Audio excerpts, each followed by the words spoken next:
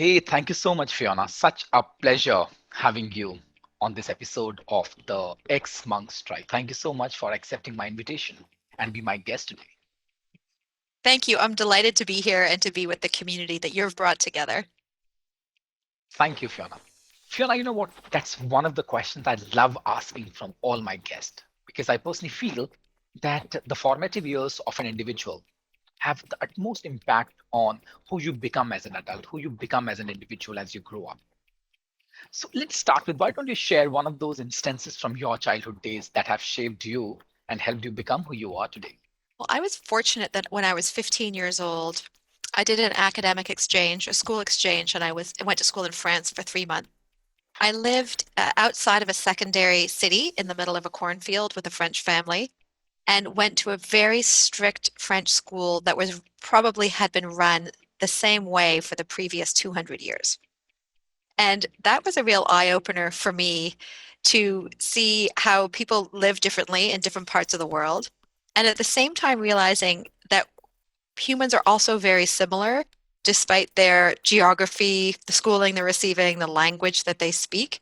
And I think that embedded a deep appreciation that there are many ways that different countries and cultures can function. And there may be advantages of one over the other. However, I don't see that there's any one best country in the world, any one best way for people to live. I think that our communities and cultures have different strengths and weaknesses within them. I'm sure I think that's how the nature brings in that equilibrium and balance. Yeah. So, Yes, yeah, absolutely. so Fiona, if you can just share one of those episodes of your life, one of those memories of your life that today as well brings a smile on your face. Well, I think one of the great memories that I have is that I was fortunate to go to a university where the student government had both the academic side, which is quite Mhm. typical, but it also had a businesses and services side. So there were 14 different businesses and services run by the student government and therefore run by student leaders. And that was my first management experience was I had worked in a couple of those businesses. And then in my final year of university, I became the director overseeing 7 of those businesses. And what brings a Wow. smile to my face was the incredible leaders of each of those 7 businesses that I worked with. For all of us, we were in these new leadership roles.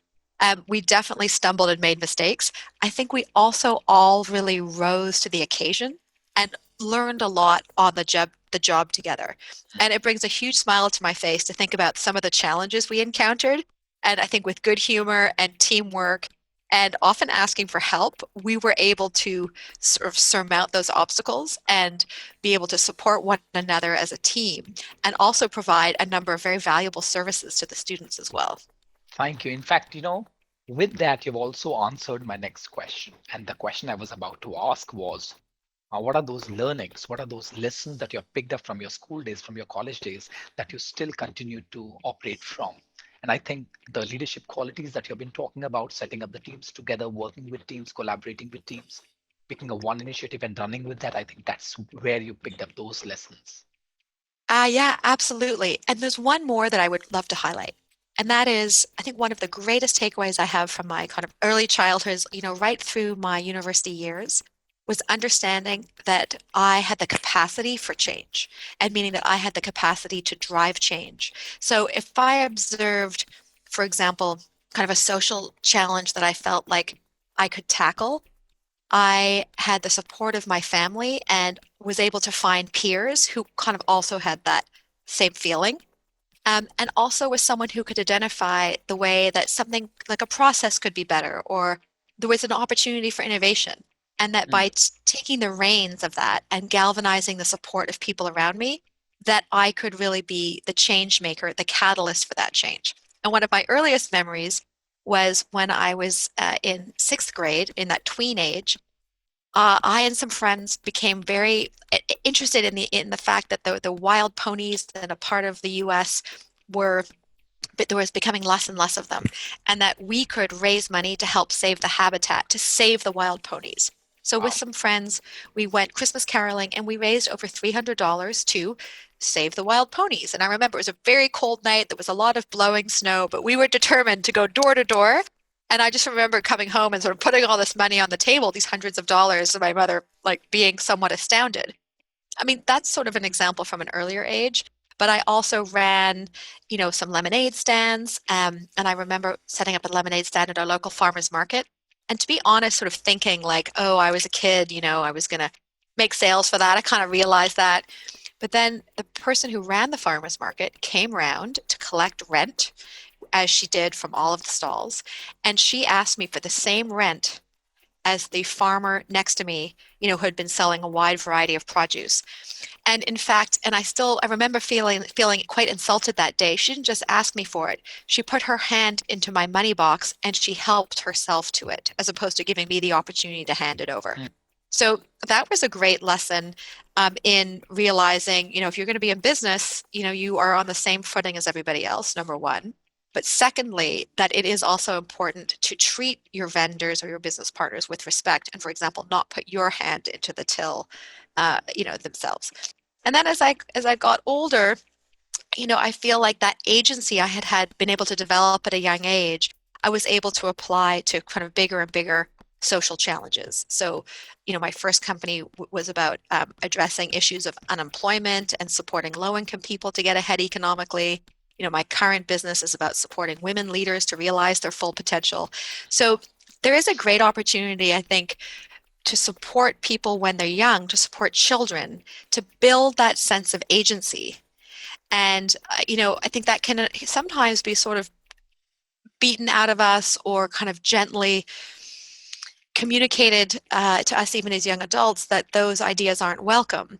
However, I think with the right enabling environment around us and us internally being able to build that resilience and also see the positive outcomes of our change making activities, that can actually fuel us at any age. Beautiful. What a beautiful description. I could actually see you standing behind that stall, and the vendor is coming and pulling out the money from the money bank. So thank you so much for sharing that. I think that episode would have taught you what to do and what not to do as well. Well said. It really did. So thank you, Fiona, for sharing that. I remember my first job as a management trainee in one of the banks where I felt like a piece of vegetable. I hated that to Oh, the yeah. core. Now, I'm very interested to listen from you. How was your first exposure to the corporate world? Well, my first job out of university, I worked at a global advertising agency named Ogilvy and Mather, and I was working on the Dove soap account, or the Dove cleansing bar, as it was known. And I had worked very hard to get that position. And I was ready to throw my entire self into it. I thought this was the beginning of a career in advertising for me, and that I would rise to the highest ranks. And in fact, I think I did do well in that position and that I got very positive performance reviews and some spot bonuses and promoted. But two lessons for me out of that. Firstly, was that my initiative was encouraged on a fairly short leash, meaning that I was the most junior person in the kind of account services division. And it was definitely, I was, get shown or, hinted at in large and small ways that I should really know my place. So I look back now and I realize that a lot of what I was expressing was my sort of entrepreneurial tendencies to see something and make it better, to want to bring my creativity to different processes, to feel comfortable kind of, building and communicate my relationships with people of different seniority and kind of communicate with them. And so I share that for any of the future entrepreneurs who may be in this community that we're talking to today, that if you feel like you are chafing and being boxed in the current role that you have, and I'm hearing from you that maybe you felt like that too at the bank that you worked at, to know that it may be that you have strong entrepreneurial tendencies, both the good and the bad, and that you may be better off in a working situation, whether it's starting your own initiative or working for a more entrepreneurial work environment where you can be more entrepreneurial. I So can I so look back much, now and that's very clear. I can so Please go ahead. much, I can so much relate with what you're talking about because I remember my first job and the way my so-called boss and so-called manager used to treat me. I used to feel like a piece of four-letter word, right? I used to feel that way. Yeah, I used to really feel right. like a piece of shit. And why? He'll never ask me how I'm doing and how I'm feeling and how I'm progressing in my first job. And he'll say, pick up this and go and do like this. And I used to feel like a career boy. Nothing against Courier Boy, but I never could find myself in that space, right? So that's one. The second one is I realized that I was doing something that I was not at all passionate about. And very early in my career, I realized that unless I'm passionate about, I'll never be able to find my purpose. Because I think, and now when I reflect back, at that point in time, I don't think that I don't think that I had any kind of purpose, but I was really passionate about things, and I was not into that groove. And the moment I let go of that, I picked up a new job for myself. It was not paying me as much as my first job was, and yet I was extremely happy. And I learned a lesson that's so important to treat your team members with respect, irrespective of where they are in their hierarchy. Absolutely. And your experience also mirrors, I think, the second lesson that I had from that first career job was that my boss's boss was incredibly disempowering person. And she really wanted junior people to know their place. And I can remember one day where I had specifically been asked to kind of take on a big project, was able to deliver. And in the team meeting, when that project came up, she looked at me as if to say, I know that you were behind this, but then she turned to my immediate boss and praised that person as if to make it clear to me that I would be expected to continue to deliver, but I would not be getting the recognition. It was a bizarre moment. And also, I think it was indicative of how that boss ran the team and had treated me for the previous year. And it was really at that point that I knew that I would be leaving that company. Yeah, it's not what you do for people, it's how you make them feel that makes all the difference, said Maya. And Yeah. that, as I'm talking to you, I can just remember that quote. So help me understand, Fiona, all of the individuals, we all have certain defining moments in our life where we decide to dedicate our life to something which we believe is bigger than who we are as an individual. What was that defining moment in your life when you decided to shift gears and dedicate your life to social entrepreneurship? Yeah. I was sitting in a training room in South Africa in a low income area outside of Cape Town. So in South Africa, their slums are referred to as townships, and I was in the Kailicha township.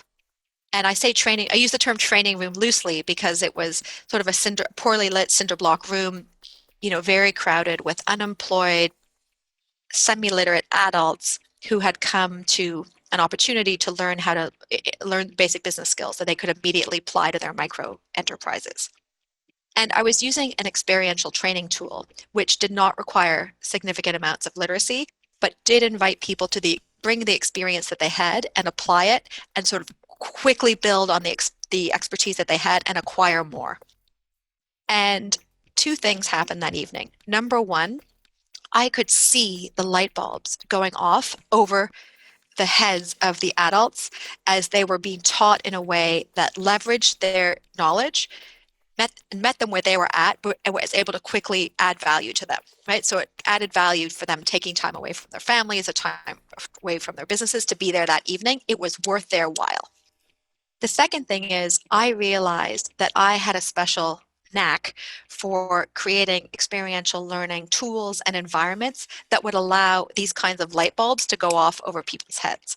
And that was so pivotal to me because I felt so deeply that we should be meeting low income people where they were at with entrepreneurship and business education content so that they could earn even more money quickly, to be able to buy the food they wanted for the families, educate their children the way they wanted, hopefully to be able to live in safer environments, like move into better housing, have access to clean water and that kind of thing.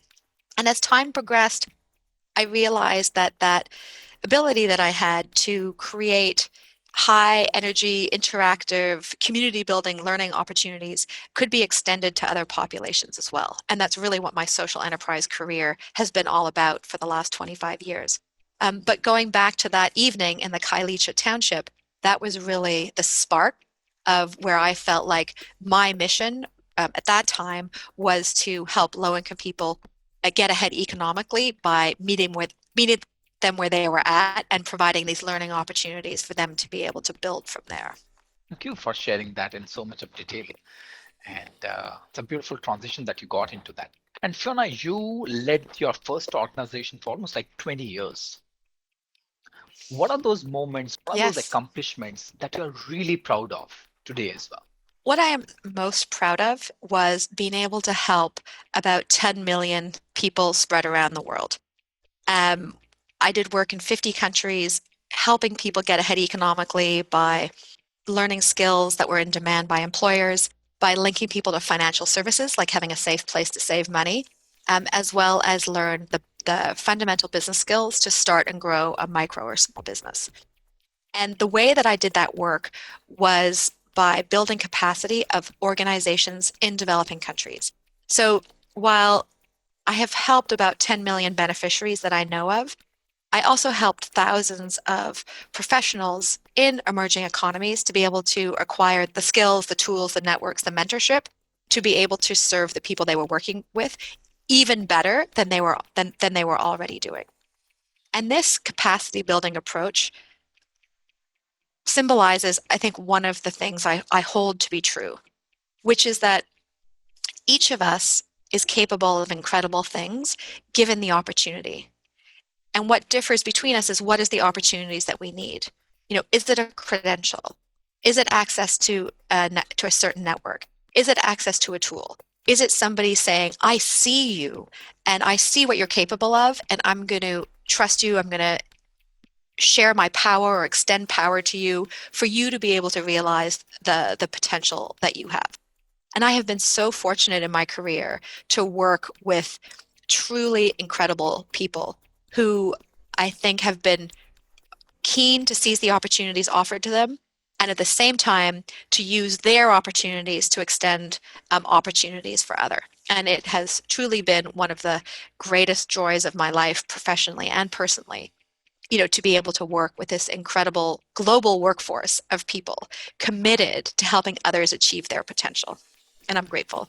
I'm just fascinated by the kind of numbers that you have touched. And also, I can sense, I could experience the kind of passion with which you would have worked with that cause.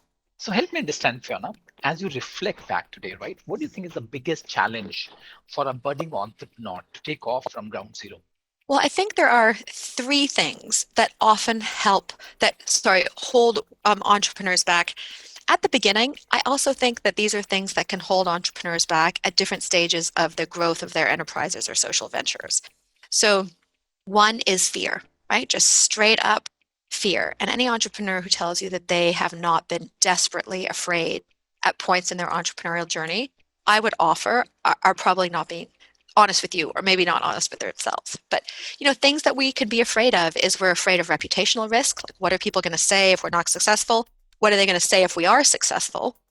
Lack of knowledge.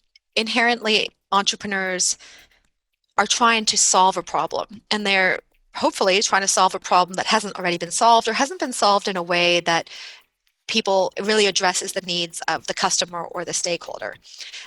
So sometimes as entrepreneurs, right, we're also wearing many hats, and there's like knowledge that we need. It can be how to manufacture something. It can be the best place to access a financial service for ourselves. It can be understanding a regulation.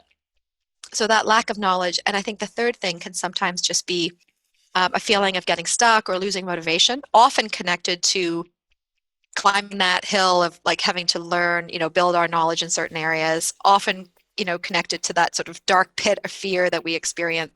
But those are often things that will, I think, hold back or slow entrepreneurs down at the beginning and also later on.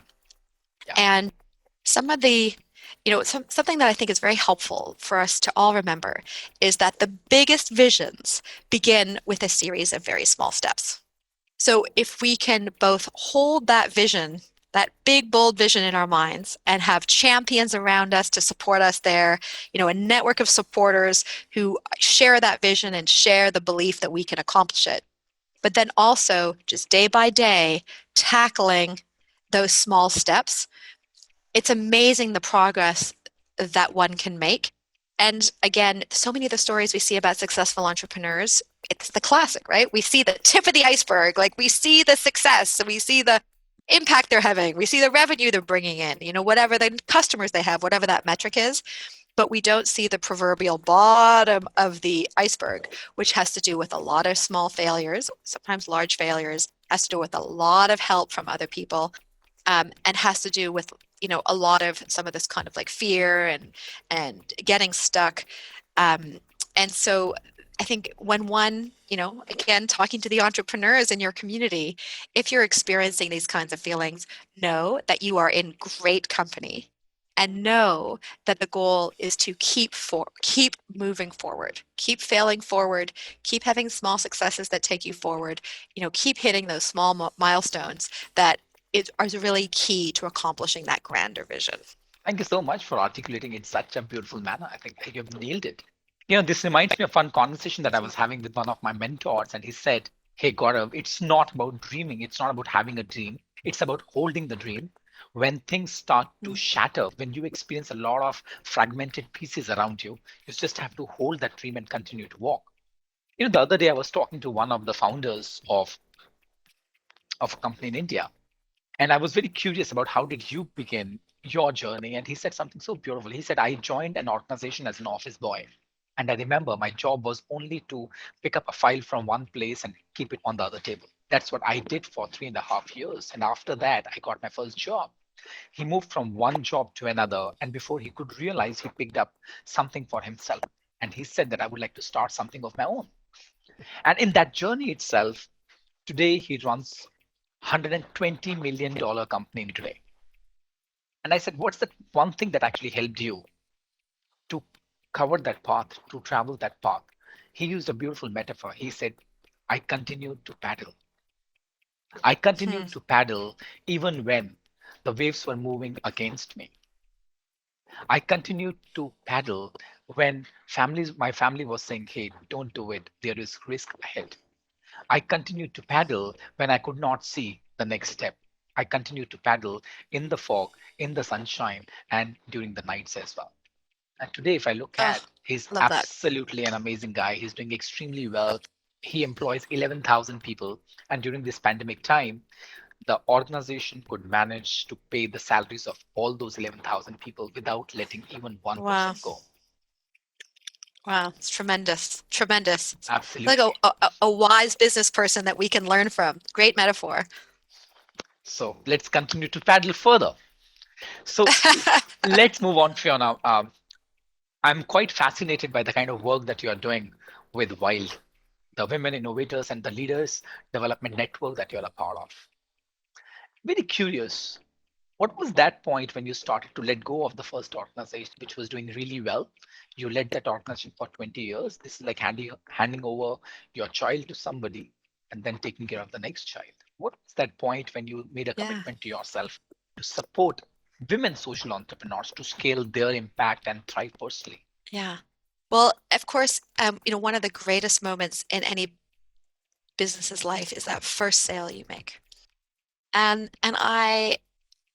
in those 20 years, I remember that first sale. I would have framed the check for $327.50 if I hadn't so desperately needed to cash it for the cash flow. And obviously, a lot of great impact and colleagues and learning on the way through. And then I also felt very proud to have my company have my thriving company acquired at the end. And I had, more than one buyer who was interested in buying my company. And that felt great too. So I think after 20 years, I was also really ready to move on and think new things and move into some new networks. And I had become very interested in the question about women's leadership, women entrepreneurs, issues of kind of power and empowering others. And I had been able to bring that during that previous chapter, I'd been able to bring some of that into my work. I also decided that I wanted to really make this the full-time focus of my new chapter. Because during my 20 years working in the global development sector, I, of course, had learned a whole host of lessons about leadership. And at the same time, I think because I had started my company quite young and started that first company in my mid 20s, over the course of those 2 decades, I had a lot of women, both who worked at headquarters offices as well as colleagues from country offices or project offices in different countries, approach me and share their aspirations, to share the career goals that they had, to share the ambition that they had. And a lot of them were expressing the desire for more power. And let me define what I mean by power there. I mean the ability to have a vision of the way you want something done, and then the agency for how does that get done. So a lot of women were saying, I want to have greater influence. And I would also hear a whole host of very distressing stories about how many women leaders at different stages of their career were being treated or experiencing the workforce. And I thought that might be able to take my knowledge of the global development sector and many of the excellent leaders that I knew working in that sector, doing incredible work, leading their teams in a phenomenal way, and to take my knowledge about great leadership and how to establish strong corporate cultures and bring those two things together. So, in this chapter, my focus is to advance women's leadership, equity, diversity, and inclusion in the global development sector. And I am very much doing that in partnership with hundreds of organizations and thousands of people around the world with the Wild Network. Because here's two things that I really believe to be true, or certainly true of the women and men who gravitate to this work, is that they are great leaders who want to be even greater, that they are on a journey of continuous growth with their leadership skills. And I know from speaking with you, I'm sure you're on this journey too. As strong a leader as we are always working on how we can be an even stronger leader. And then, at the second level, it's great organizations who are doing phenomenal work in the global development sector, many of them for a long period of time, some of them newer. And these wonderful leaders also want their organizations to be the strongest leaders possible and to really be role models for other sectors around equity, diversity, and inclusion. And they also know that the stronger they are around equity, diversity, and inclusion, the greater the impact that they can have in their social missions. So as you can probably tell as I'm listening, I might be one of the, you know, luckiest women in the world to be able to work on this topic and to be able to work with a host of exceptional people and organizations. And create an impact as well. And I loved it the way you explained the word power because the other day I was talking to somebody and this person defined power in a beautiful way. He said that power is a force that makes things happen. And if you look at Mm-hmm. influence is definitely a part of that.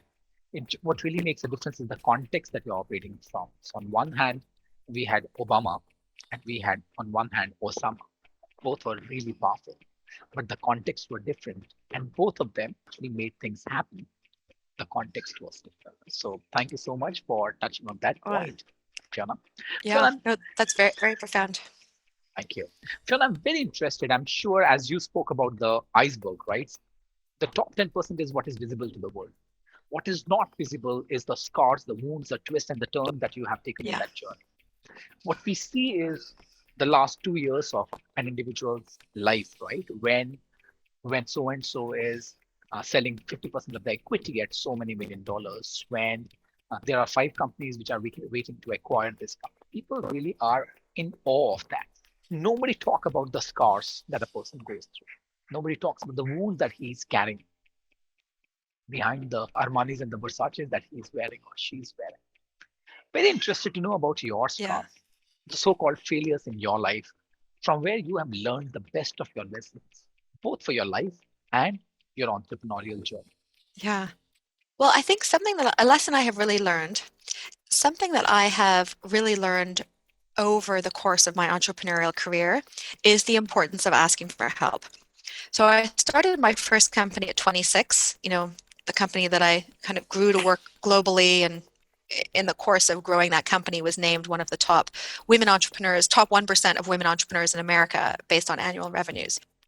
And at the beginning, I think I felt that I needed to compensate for my inexperience, for my youth, for looking very young, obviously short and female, by always acting like I had it all together. So always very buttoned up, not asking for help.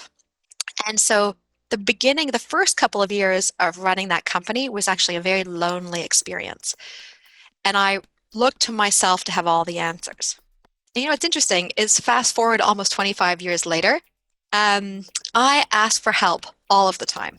You know, I feel like if I something I don't know, if I'm feeling down about something, if I'm unsure, I am reaching out to my network all the time to ask for help. Now, I want to be realistic here that by the time you have greater power and status in the world that you work in, of course, those things are easier to do because it comes from a position of strength, not from a position of weakness. And so one does need to be strategic, you know, about where you are in career and who you're asking for help and where you're asking for help. But I do want to leave this message with our community who we're speaking with today. And that is that when in doubt, ask for help. If not asking for help is causing more problems or causing you sleepless nights or causing you to risk not being able to achieve your bold vision, these are signals that you should be asking for help. And there tends to be more than one person, more than one kind of person that you can ask for help. But this is where building that network of supporters and network of influence is so critical. And just for example, uh, the other day, like during this COVID period, I had just been having some transitions in my family life and transitions in my work life. And I felt like for the first time since COVID-19 began in early March, that I had really lost my gratitude. I was not able to feel grateful for anything. And I was incredibly distressed by this. And so I reached out to a friend of mine who happens to have written a book about leadership and gratitude and asked him if we could hop on Zoom and if I could get kind of like a 30-minute 101 or reminder or help in finding my gratitude. And this friend very graciously said yes. And you know, and then I said, maybe there's other people who feel this way. So I reached out to a few other senior leaders and said, hey, I've lost my gratitude, you know, kind of made it a bit of a joke, but I was honest about it. And saw and said, you know, would you want to come and join this 30-minute session? Because I thought maybe others could benefit and would make even better use of my friend's time. And, you know, everybody jumped at the opportunity. And we ended up having this very special 60 minutes, very open, honest, authentic conversation. I think we all came out of it feeling lighter and with some kind of new tips and tricks for how to find and keep our gratitude. And I'm so glad that I did that because by stepping in to help myself, I was able to get myself back where I wanted to be in terms of being effective and efficient. And in turn, I was able to better serve my team, you know, by really showing up as my best self. Thank you, Fiona, for sharing that because, gratitude is something that I really love. I think if you were to ask me what's the one value that I will not compromise for anything in my life, I would call it gratitude. And also, I love it when you said that ask for help. When in confusion, ask for help. Now, I always believe that I make a sincere attempt to surround myself with smart people. Uh, the only thing that I need to sharpen in my own self is uh, my ability to delegate it. Now, in delegation, Uh, there are certain fears that I have is I might lose out on the control, I might lose out on the power, I might lose out on the identity. What if people would say that he does not know so and so? These are all intrinsic factors that I've been operating from. They are all internal fears that I've been operating from. Only if I can actually sharpen the art of delegation, things would be very, very different. yes, yes. Well, that resonates. And I think that's very typical of us entrepreneurs because we have very high standards. We have a very clear vision often, not only of the big goal, but how we want things done. So I share that. I am on a journey of stronger delegation. So I'm right there with you. And one of the things that I feel like has helped me with that is having very clear company values so that those can act as guideposts to my team members about how they go about the work that they're doing. And I feel like by investing the time upfront on the core values, you know, and of course for founders, our company core values are a reflection of our own core values.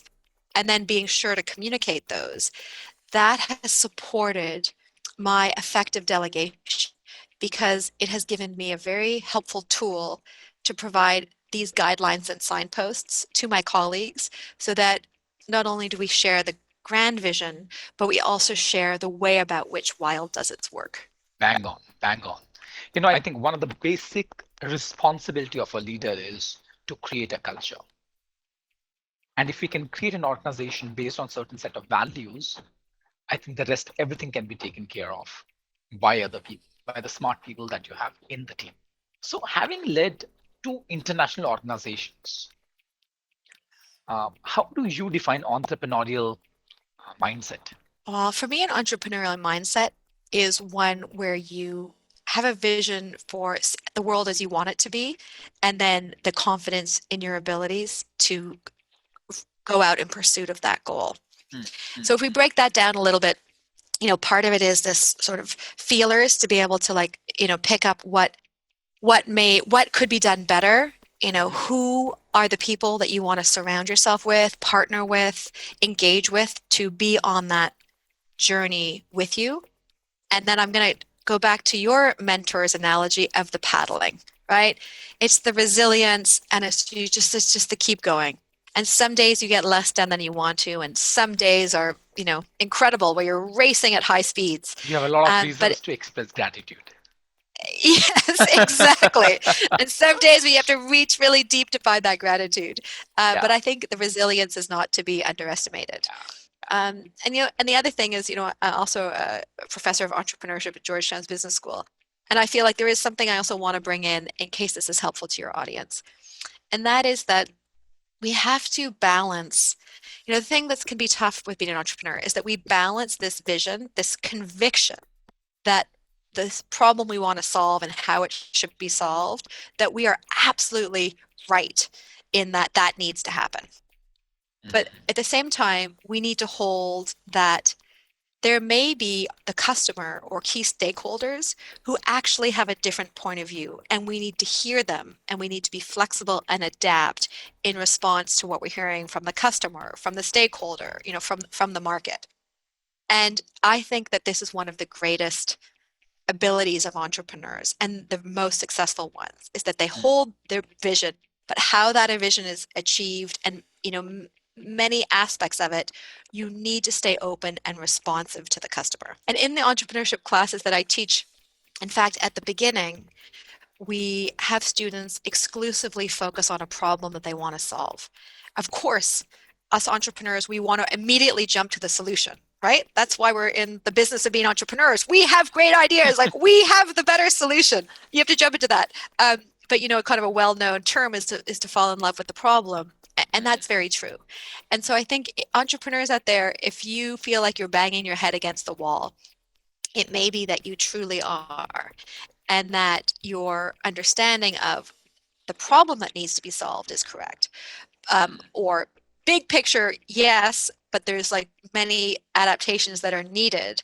But I think we always have to stay open to the solution and we have to remain open to Yeah. learning from those who we are seeking to serve, to really hear the nuance of what it is that they are looking for and how it is that they want to be served.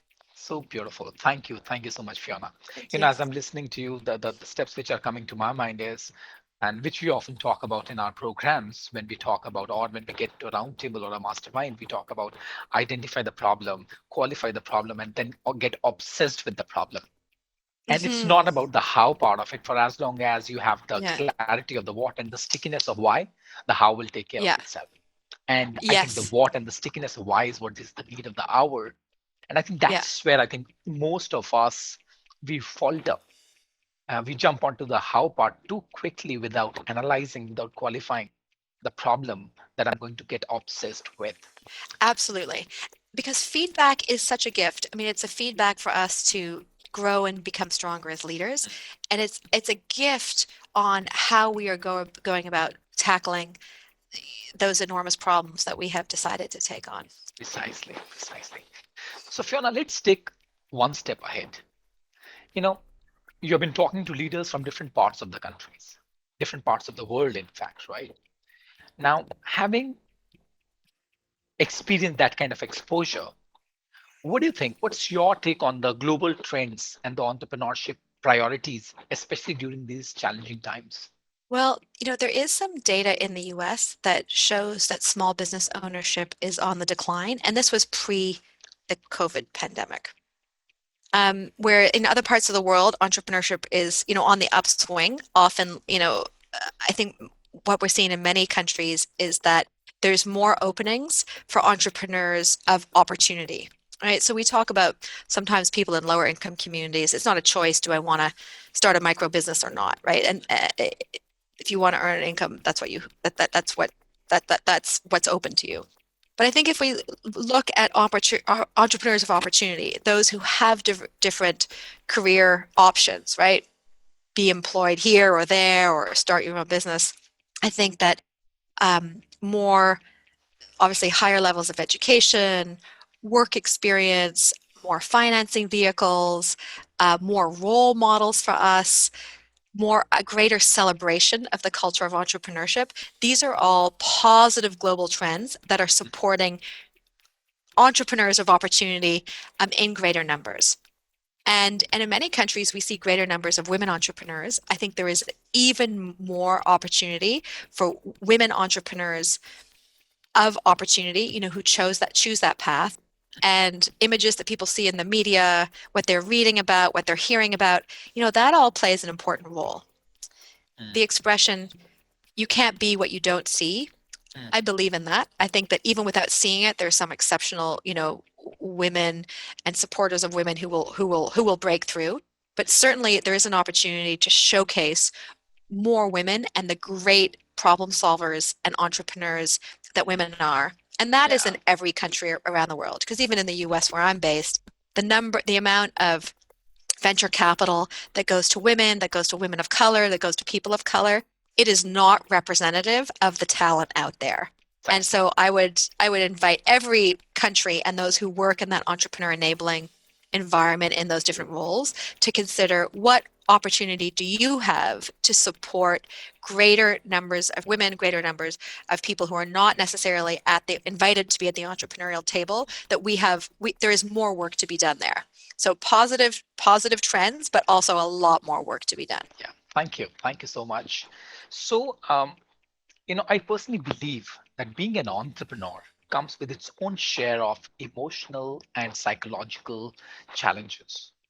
So, what do you think? How can an entrepreneur mitigate, if not erase, the damage that comes along? Well, so I have a strong mantra about in leadership, thinking about how we can lead ourselves first. How can we lead ourselves first? Because being strong leaders of ourselves is going to diminish the anxiety and stress that inevitably comes with a leadership role. And so by yourself first, what this means is understanding, what are your goals and your strengths and weaknesses? And being realistic about that. Because we all do better when we are playing to our strengths versus constantly trying to pull up our weaknesses. If you have a weakness that is going to hinder your company or a role that you have to take on, you know what? You got to pull up that weakness. But by and large, we do better as humans if we focus on our strengths as opposed to constantly pulling up our weaknesses. It's a question of efficiency, but it's also a question of our mindsets. Allow yourself to lean into and spend time on the things where you can add the most value and that you're good at. So to lead ourselves, we need to understand what those things are. And there are a lot of tools out there these days, which can be professionally administered, or you can even take yourself, that really contribute to understanding where your strengths lie. And the second thing I'm going to offer is that, when you're the entrepreneur, when you're the founder of a company, when you're the executive director, the CEO, and the more senior and powerful you get in any organization, the harder it is to get honest feedback. The harder it is to get honest feedback. And how can any of us get better without that feedback? Right? I'm a tennis player, and just to maintain the level of tennis that I play at, I have to get coaching, otherwise I slip down. And if I want to get better, I cannot do that without coaching and practice. And then people observing how I'm doing, giving me feedback on that. So just to maintain my current level, I need feedback. And it is the same So either with you with grow or you being a slip leader. down. Well said. Yes. There's nothing called Yes, stagnancy in absolutely. life. There you go. So as a leader, I think one of the questions we can ask ourselves is, where are we getting that feedback? Mm, I have a friend named Tasha Urich who wrote the book about sort of insight, about self-insight. And she talks about these people called loving critics. I love that term because we hear the word critic, right? Which may immediately make us feel like, oh, like it's hard to be criticized. But the Love loving educators. critic means identifying people who are in your corner. They want you to succeed, and they're also going to be honest and give you the feedback that you need. So, coming back to your question, I think as leaders, one of the things, the two things that we can think about is um, what depth of understanding do we have about, what we're good at, what our Ourselves. strengths are, what we like to do, and to what degree are we spending our time on that, and where are we plugging in the gaps for our weaknesses? And secondly, who are your loving critics? Yeah, yeah. And if you don't have all the loving critics that you need, what are your next steps to think about getting those loving critics in place? I love it. I use this term called wise critic, but going forward, I'm going to use this Mm. word loving critic. Loving critic, right? And also, as I was just listening to you, the more we work on our own self, the more we are able to develop and be more aware of operating from our own strengths rather than pulling our own weaknesses. I think the quote that comes to my mind is the harder you work on the practice field, the less you are going to bleed on the battlefield. So the more work you do initially on yourself, the less Yeah, you're going to bleed when you're going to get bashed from all direction, either emotionally or psychologically, when you're running that business. yeah. I think that, well said. The time to work on these things is now, not when we are facing some kind of crisis, right? Precisely, Work on these things when precisely. we kind of have the time and focus. I love what you're saying. Thank you. So, Fiona, what is the primary difference in the way you led the first organization and the way you are leading Wild? In terms of the way you show up as a leader, what you do, what you don't do, what are you more mindful of? So, Yeah. I am very mindful of the having the right people in the right roles at the company. So I think in my first company, I put up, to be frank, with a lot of bad behavior. And the trickiest thing for me was always if someone was very good at their functional role, but who were a detriment to the company culture. So a detriment to like how I was able to show up as a leader in how they would bring down their colleagues. And I did not enjoy recruiting. When I have worked with someone, for 3 weeks or more, I always say I know whether if that's someone I want to work with for, the next 3 or 30 years. But I find that just through the interview profit process and reference checking, I find it very hard to know if I'm making the right choice. And so, given that, especially when my first company was smaller, if I was working with people who were functionally good at their jobs, but were not adhering to the company values, I would be slow to move them out of the company. That was hands down to my detriment. And that was hands down to the detriment of my other team members for whom I was responsible for establishing the company culture. So that was a strong lesson learned for me, uh, at my former company. And so now I make sure that I really enjoy the people that I work with.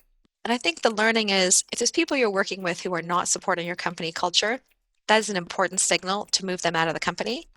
And that is not only a gift to yourself and the colleagues with whom you're charged with leading, it is usually a gift to that person as well, right? If their behaviors don't align to the company culture, if they're a drag on those, then chances are that they may not be happy there either. So it can also be a gift to move people along and out of your organization if they don't fit. I think that's a dilemma that I often hear from most of the leaders, not only the people who are the founders of the startups or the founders of the companies, but also who are the professionals working in the corporate, that we have somebody who is a top performer, delivering numbers, delivering results, and when it comes to being aligned with the organization's culture, or when it comes to working with team, there's some kind of misalignment.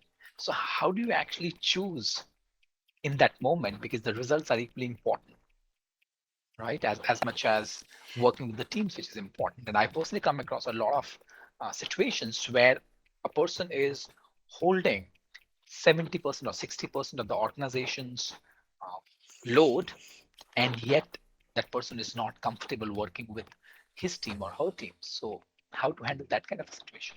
Yeah, well, I think that's where it's so it becomes not an easy decision, or maybe in a textbook it's an easy decision, but in reality it becomes tougher because you are concerned about who's going to do their work and how replacing them and so on. And I think what I have come to understand is that nothing is worth having the wrong person in your company whose behaviors don't align with the values of your company. Nothing is worth that. So rather take a temporary dip in sales, rather have to bite the bullet and go through the recruitment process again than to have someone uh, on your team who's unpleasant to work with. Mhm. Absolutely. Thank you so much, Fiona. Now, if you were to give a piece of advice to your 21-year-old self, with all the Mhm. wisdom that you've been able to accumulate, all the lessons that you have learned, all the scars that you have now, all the twists and the turns that you have taken now, what would be that piece of advice? Well, I think a big one would be about the network, would be about intentionally thinking about who is your network of support. So, who are the people you're just going to be, who are your loving critics? Or they could be personal friends who don't see you very much in a work environment. But think who is your network of support? So, people with whom you are completely honest and can be there to be your cheerleaders when you succeed, maybe be your loving critics to let where and how you can do better, and people who you just know are in your corner for the highs and for the lows. And then to secondly, ensure that you're always nurturing your network of influencers and to ensure that you're constantly thinking about strategically about who your network of influencers are so that you are strategically investing in some of the most important relationships which will take your business forward. That's a great piece of advice for me as well. Thank you, Fiona. Now, today, what do you know for sure with 100% surety and certainty? I know for sure that strong leadership takes work. And it takes practicing, sometimes going against our behaviors that we've learned, maybe earlier in our lives, maybe from our families, maybe from bad bosses. Um, that strong leadership is not, I don't know that it comes naturally in every aspect as, as we would hope that it would. It is a journey. I think being a strong leader is a journey. And the way that we become stronger leaders, I think, is by continuous learning. So, watching podcasts like yours, reading articles, and then trying out new leadership behaviors ourselves. And then having these loving critics, having this network of supporters who we can get feedback from to see how are we doing. And in the same way that us entrepreneurs are open to customers or our products and services, let's also be open to our customers in the form of our teammates, colleagues, and collaborators to receive the gift of feedback from them and stay open to that so that we can continue to be the strongest leaders possible. As I often share, that the journey of a leader is a journey of a lifetime. And it's like climbing the Ah, mountain. yes. It's like climbing the mountain without the top. Thank you so much for your time. Thoroughly enjoyed my conversation with you, learned a lot, and I'm going to implement all these lessons in my own life as I'm progressing, walking my path of being a leader. So thank you so much. Well, thank you so much. It's been such a pleasure, such an honor to speak with you today. Thank you.